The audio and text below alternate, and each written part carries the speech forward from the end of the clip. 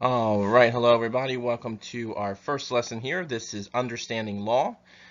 So we're going to get started here. So our objectives and standards, you will be able to identify the term law, and you will be able to explain the reasons for laws. And take a moment there to look over the standards if you would please.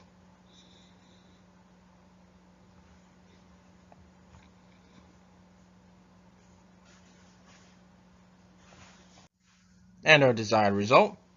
Why are laws important to society? So that's our main focus question for this lesson. Why are laws important to society?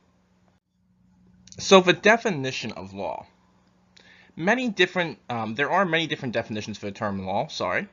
The rules and regulations that are made and enforced by government that regulate the conduct of people within a society defines law, okay?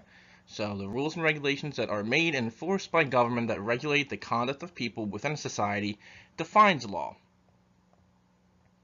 Every society that has existed has some laws to recognize, okay? Has some to recognize the importance of laws, okay? A society without laws would have chaos. Democratic societies must have laws that are respected by their people. Okay, the rule of law states that the rules, which we are governed by, must be known in advance and created through the democratic process. All right, so we have to approve of laws in democratic society like the United States for us to kind of accept them and understand them. So values and laws. Society's values are generally reflected and promoted in laws. For example, murder is against the law because people see killing as wrong and immoral.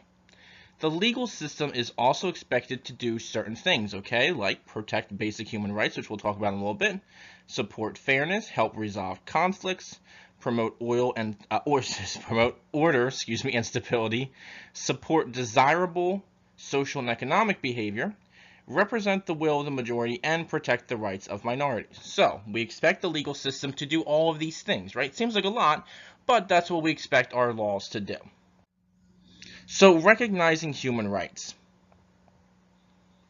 The rights that all people have because they are simply human beings are known as human rights.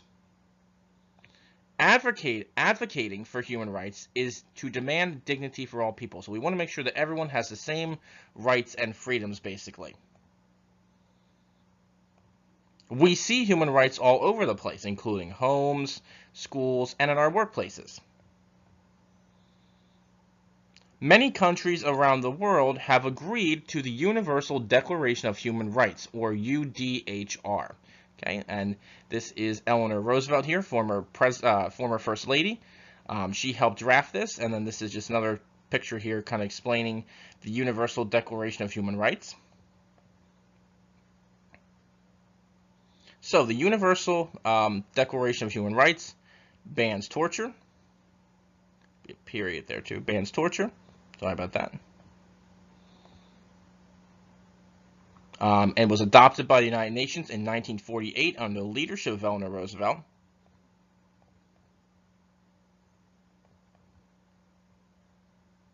And ensures that all people have the right to liberty, education, political and religious freedom, and economic well-being.